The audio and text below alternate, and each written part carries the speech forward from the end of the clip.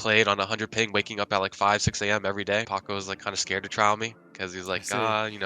the ping difference. I think I might have actually been like one of the last people, and it Okay, wasn't even if yeah. because you gotta have those VODs downloaded. If They aren't on like this pedestal that I had them on. Just normal people, normal players. Hey everyone, Hazza here, and welcome back to my channel. Today we're starting off a brand new series of interviews, heading into VCT Kickoff 2026 and talking to some of the players involved. And we're joined by a new face in EMEA today. We're very lucky to be with Glyph, and for those who haven't got to know you yet, why don't you go ahead and introduce yourself? Hello, my name's Connor Glyph Garcia, and I'm a player for Gentlemates. I play Flex, Smokes, something in between, so yeah. Well, it's a pleasure to have you on, first and foremost. I hope you had a great new year, a Merry Christmas period as well. How's it been getting some time off after last year?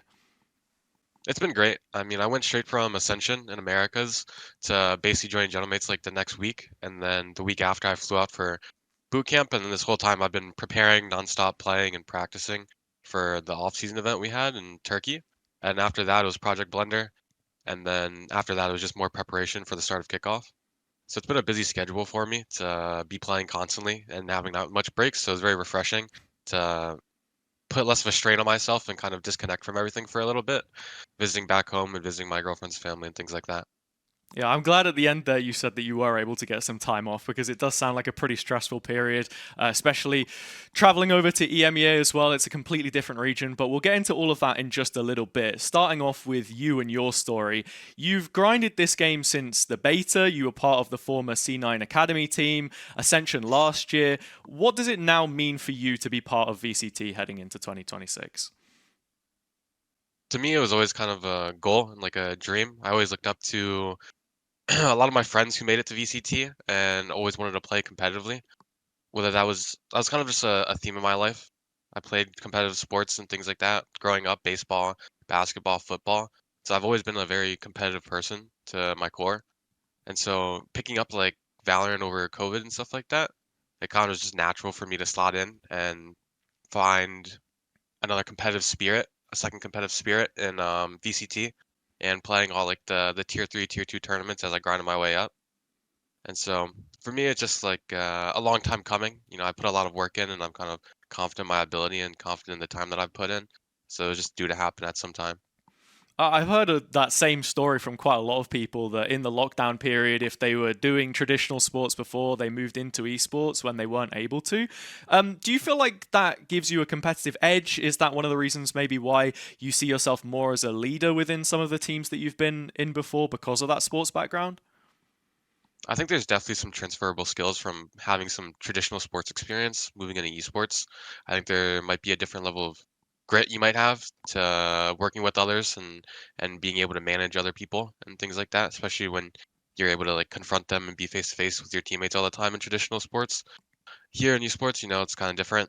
You're not always seeing the teammates you're with, especially if you're in tier 2 or tier 3, and you're kind of just always talking to people through the monitor or through voice chat basically. And so it's not as easy to get across to people or to lead people.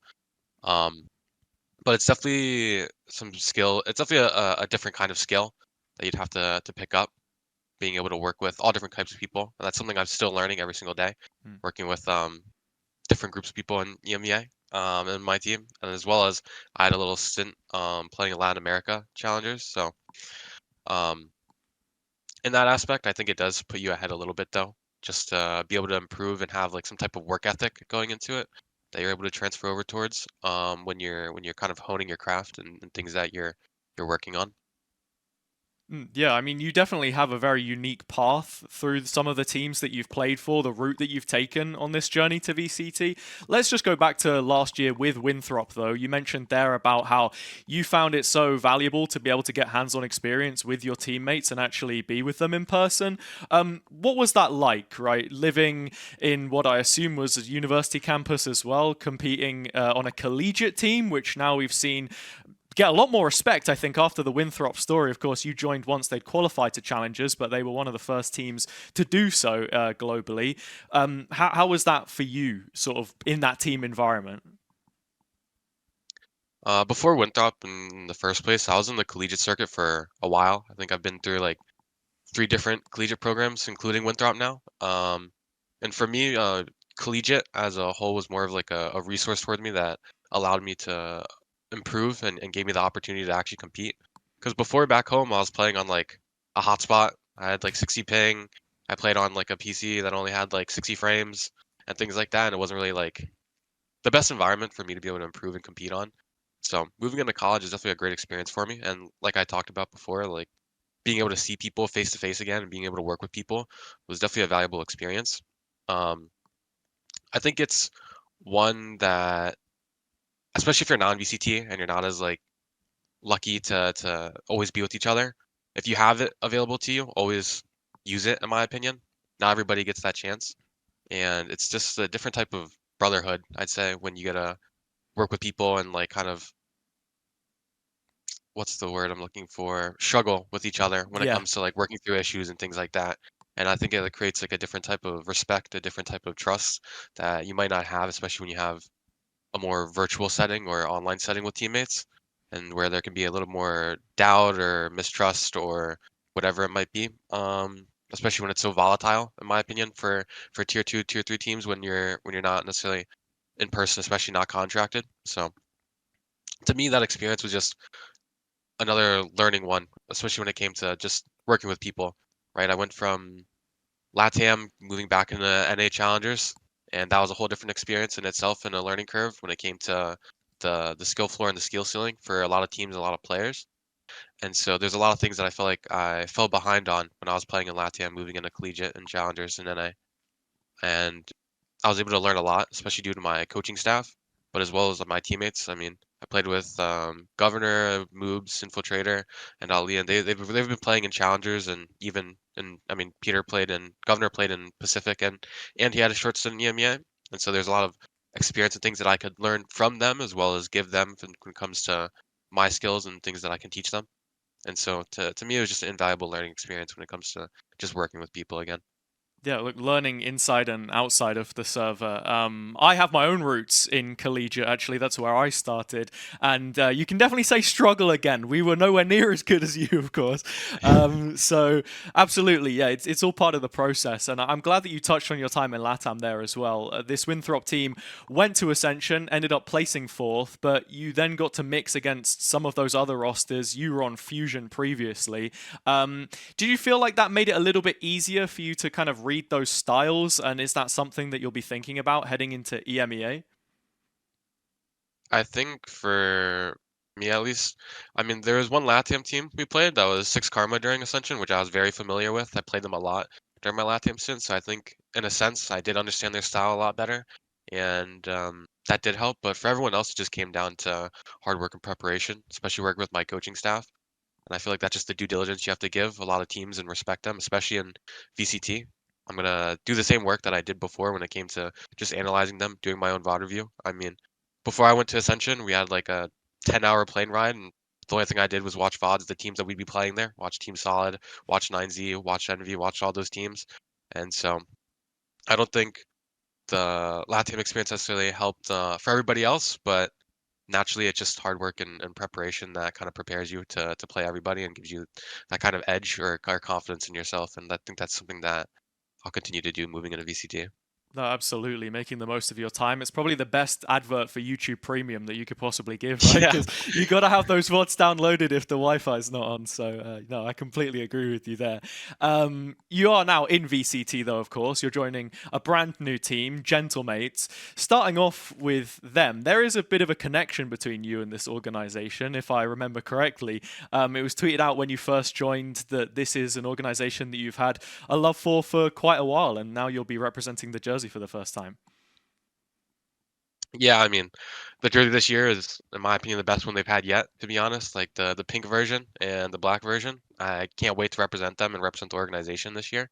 I've always been a fan in those regards when it comes to their brand and their image when it comes to their apparel, their jerseys, the in-game bundle I thought was like also good. This year's is even better than I think than the last year's. Yeah. But the first years when they had like the card that everyone was allowed to work on, I especially loved, and I would use it all the time for all my challengers matches and the classic all the time, just because again, I just purely love the brand and image itself. Hmm. And so I'm very happy to be able to represent them and to be able to put on the jersey for them. And in some ways, your story mirrors theirs in the fact that they were able to come up through challenges and now you find yourself in VCT. I want to know how it was that you were first contacted to join Gentlemates, though, because as we know, they didn't have that permanent slot. They were taking trials, it was mentioned, before that they had even confirmed that they would be playing in 2026. How early on did you get that call and how did it come along? I think I might have actually been like one of the last people, and it Okay. wasn't even because they messaged me. I think they tried out a lot of people from what I heard. They tried out a lot of different combinations, roles, dynamics, a lot of really good players. But it was actually after Ascension for me. I didn't think there was many opportunities left in Americas outside of the Envy spot, maybe, and I think everything else was already locked down. And the only spots that were left were pretty much in EMEA. So I kind of pushed myself to look for the opportunities, and I kind of just cold called everybody, kind of just Okay. DM'd as much people as I could to reach out, get myself on their radars, and try and get myself an opportunity. So with Gentlemates, it was the same thing. Right after Ascension ended, I DM'd Paco, gave him some VODs to look at, told him about my experiences, the things that I'm capable of and willing to do, whether that's picking up a different role that I played in the past or whether that's not IGLing in the team. And then, yeah, we gave it a try in trials and it kind of just all fell into place like very shortly after. So those trials that you did end up doing, was that then still in NA on high ping or? Yeah, no, I played NA in my trials. I played with a couple European teams before that, and it was like 100 ping before. And I remember Paco was like kind of scared to trial me because he was I like, see. the ping difference, it's kind of hard to assess. But I told him, I already did it before. I think I wouldn't bring anybody down. I was doing fine, even on 100 ping. And he was like, okay, let's give it a shot. And then yeah, I played the trials on 100 ping for like 1 or 2 days, and then when I joined the team, still I like played on 100 ping, waking up at like 5, 6 a.m. every day for like a week straight, 2 weeks straight, with like classes after and things like that. When we'd finish at like noon my time, basically. Um, and yeah, it was definitely a hard period of time, being overseas trying to do those tryouts because I'd always have to wake up like 5, 6 a.m., play till noon, go to classes, and then same thing all over again every day. Mm. No, it sounds like a grind, absolutely. But for the dream, you put in that extra effort, and at least you're not on the phone internet this time. I don't think you would have been able to do the trials on the phone No, of course internet. not. But yeah, look, it feels like already at least you have that working relationship now with Paco, who's another coach, which was on my radar for a while in EMEA, being someone who was always very good building up new talents. I guess the question in this team is sort of what direction he can then take this group. You mentioned earlier as well on your time with Winthrop that you would be planning a lot with your coaching staff there. How has it been so far, one to one with him and everyone else? I'd say Paco and Yuri have been a great duo to work with. I mean, they have their own strengths that are really good at complementing each other at things that they're able to do and bring towards the team. And I also especially really like that they have a lot of more like interpersonal skills that I kind of appreciate. They're a lot easier to talk to and to approach, especially when it comes to like issues and things to like solve, even when it comes to outside game stuff. And so it's been very easy for me to get along with them, and I trust them a lot when it comes to my development and the path that they want to take this team towards. And I 100% believe in them when it comes to the strategic side of our team, and as well as what they ask of me that I'll gladly abide by. Hmm. Talking about the strategic sides just a little bit more, then, you are coming into this team more of a second caller than an in game leader, which maybe would have surprised a little or a few people on the surface. How different is that for you? What's the balance been like working with Starso, obviously an international winner, but that was a few years ago now. Do you still feel that fire, and what's the chemistry been like between the two of you? Um, the dynamic's actually a lot more different than that. Starzo is the main caller, but Minnie's more taken more of like the Oh. the second caller role, and that's more of the hierarchy and the dynamic that we follow by. Hmm. And for me, it's been a more of a learning curve to kind of pick up a different role where it's not as active when it comes to calling and be able to listen more and be able to develop and execute people's ideas and being able to layer on top of them. That's a skill that I didn't have as well when it came to just, being the one in charge, always calling and microing what I wanted, basically. And so being able to listen is also a part of communication, and that's been a skill that I've had to develop more now that I'm not the one who's always doing the talking, basically. Mm. Um, and as far as um, calling wise, I mean, Stars has been doing a great job, and Minnie's been doing a great job of just bouncing back and forth with each other. I think it's a really good resource actually that we have and a good strength. Um, that we have so many people who have so many ideas and who have calling experience and different opinions on the game to be able to come with really good outcomes and to give really good feedback to each other and to learn from each other all the time when it comes to the direction they want to have for the game. And for me as well, I've called for many different teams in my lifetime, in my career. And so now I'm able to focus more on my performances and me as my player and to being able to develop myself. And so I've already seen like big improvements when it comes to like my mechanical skills and stuff like that in practices. And I'm very confident in my personal ability. Whereas before, I was still doing pretty well for myself, especially during challengers and ascension, even while calling. But I think I'll reach new heights when it comes to my performance since I'm able to put so much time and effort into developing myself and my individual skill. Well, it's really interesting to hear, honestly, because I think I remember it being said at the start that Mini wasn't going to be an in-game leader because that was his role last year. So now it's more of a partnership between those two. And yeah, to hear that we're going to be getting the mechanical best out of you, obviously, is always really nice to hear. So I absolutely wish you the best in that regard. In terms of the work environment, then that's facilitating all of this, it was told that you would be in the gaming house in Berlin. Is that where you are right now or not? Yeah, I am actually. Okay.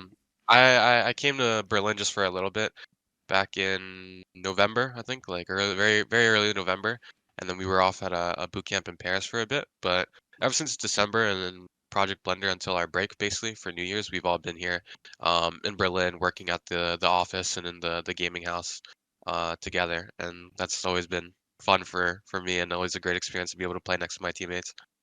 I mean, how different is that from your Winthrop experience? Were you living with any of the players then, or has it been a bit more interesting here? I mean, Winthrop gives a lot of resources and space for you to have um, your own environment, be able to curate your own schedule and routine, especially since you have college classes and things like that to work around. So I didn't have to live with anyone, and even here, I don't have to live with anyone. Definitely had my time in college where I had to, so I'm very thankful that this like last year basically I haven't had to live with anyone or dorm with anyone. But yeah, I'd say it's very similar experience when it comes to just being there with everybody and kind of having that like camaraderie every day. Being able to eat with each other every day. It's like very similar in that aspect where it's like just creating a new brotherhood with these group of guys and creating a different type of connection and trust that we have for each other. I guess the only question I have left to ask about that house then is have you played ping pong with everyone yet? Because I was told on good authority that you would be winning some ping pong games. Have you? Okay, I haven't won. Okay, there's only one person who like really plays ping pong, but Okay. he's super try hard, and that's Paco. Every Okay. time he serves, he does this like little like top spin thing, and it's just like full unplayable. Super hard to play against, I swear. So that's the only person I've lost to. But when Bayaz comes, that'll be my first win for sure. Okay. Already putting Beaz on smoke. I see how it is. Maybe Paco's just been watching Marty Supreme. I don't know 100%. what the prep is for him there. I gotta say though, right, in Berlin, what has that experience been like for you as well? Because I'm sure there are cultural differences. Living in Europe for the first time, I assume as well. How's that been? Because people talk down on Berlin a lot. We've heard the stories Yeah. about it. Give us your take. I mean, I've definitely heard a lot of bad stories about Berlin and people's experiences with it, especially since my last teammate was governor. He had his own experiences that he shared with me. Um, but I feel like I've had a pretty great experience so far. I think I'm also very fortunate that General Mates' gaming house is in a really good area that I'm able to just go outside and do literally anything, and have so many options to explore and have fun and kind of like reset and just also always eat really good food, to be honest. Like I had terrible things about the food, but Okay. around me, I feel like it's been great personally. Um, but I think I mean, there's like little things that I don't really understand about EMEA. Like, I mean, these water bottles, like the caps, like they're just like they don't come off for whatever reason. I like they told me that because I took the first one that they saw me do, I just like ripped it off, and I was like, they told me it was like full haram or something. Don't even know what that means. And I was like, okay, I won't do it again. Sorry. And then other things like I got a package the other day and they just gave it to my neighbor. Didn't even tell me about it. Mm. Okay. I mean, I guess. I mean, I got it still though, but those are like the only things that kind of like shock me where it's like, what's going on here? That's not like normal for me at least. But it's definitely just little things like that. I mean, the environment in itself, I don't really mind as much. I mean, I'm happy to see snow for me personally. I mean, I lived in like the upper northeast coast of America, so we'd get snow every now and then, but it's definitely gotten less over time. But I'm pretty happy with these snow days and the cold outside. Although like maybe a little bit too much fun, you know, I'm getting a little sick, a little sore throat, just breathing in all like the cold dry air. But Mm. I have a pretty short walk, especially to the office from my apartment, so it doesn't affect me as much. And it's also nice sometimes, you know. Yeah. I definitely do. The one thing that I mock on Berlin is definitely like the gray clouds all the time, but you know, at least today and yesterday it was sunny, so I can be happier about that. Mm. Um, but that's the only like bad thing in my experience that I can say is like, oh, I wish the sun came out more, basically. No, that's valid, right? The Berlin weather is notorious, but I got to hear some of these food spots, man, for the next time I'm in Berlin. Because, funnily enough, I got a question from my Discord as well. We've got a few people in there from Southeast Asia. You obviously have family in the Philippines. They wanted to know if you have found any good Filipino food in Berlin yet, or if you've just not had access to it out there. How's it been? No, I have unfortunately not. I definitely made a search for it, but it'd be like I'd have to go take the subway or something to go for it, and I don't necessarily want to explore that far out to go get food yet, at least by myself. So I've like stuck to the immediate area, and I mean at least I mean, maybe I have low standards or something, but I thought the food's been pretty good so far with everything that I've eaten. No, fair enough, man. Look, you get the good food, fuel yourself, and no problem in those officials, which we can now talk a little bit more about. You have had your first experience now playing in EMEA, not just in the Turkish event that you spoke about, but also in Project Blender Online, which is a real mix, in the name, of course, of teams from all over our region. How was that for you? At least your first impressions, maybe a little bit on ranked as well, and what the comparison is really between the two. Mm, I'll start with ranked, because I've played a lot of ranked during my time here. I feel like, and for me, I actually rank EMEA ranked pretty high. I mean, a lot of people hate it or tell me really bad things about like the people offline, but I mean, that's just every region, to be honest. And I think here there's at least in my opinion, there's less or at least there's some people who try like a lot more. I feel like I get a lot more consistently. So my tier list for ranked is Brazil, EMEA, and then NA from as far as I experienced, and that's been great for me. As far as competing and the differences and feeling it out, especially now that I've played a couple tournaments and how I feel about the off season, I think it was just a good learning experience when it comes to finding our identity within our team. I mean, we had a lot of opportunities, especially during this off season. We tried a lot of different things when it comes to compositions, when it comes to dynamics and things like that, that we were able to feel out, especially during these matches. And I think it was also a good chance to put ourselves in more intense environments rather than practice, you know, give ourselves real things to have feedback on. Maybe not as much like fake positives or what we can actually like observe and be able to be critical about that maybe in practice we may be getting bad reads on or whatever it might be or something that might be different factors that you just don't see in practice because it's a match, you know, there's higher stakes, maybe nerves, whatever it might be. And so in that regard, it was just a good learning experience where we got to test a lot of things out and really put a test on ourselves as a team, and we were able to improve a lot, in my opinion, from that span of events, especially going towards when Project Blender ended towards the new year. I feel like that was a really good stride for us when it comes to our improvement. Hmm.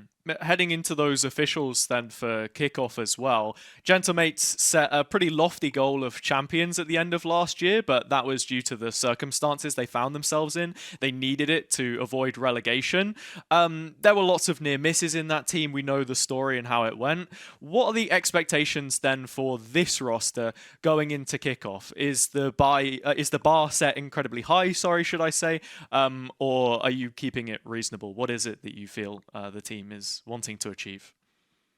Say we have very high standards for ourselves, especially when it comes towards practice and our discipline that we apply ourselves every single day as much as we can.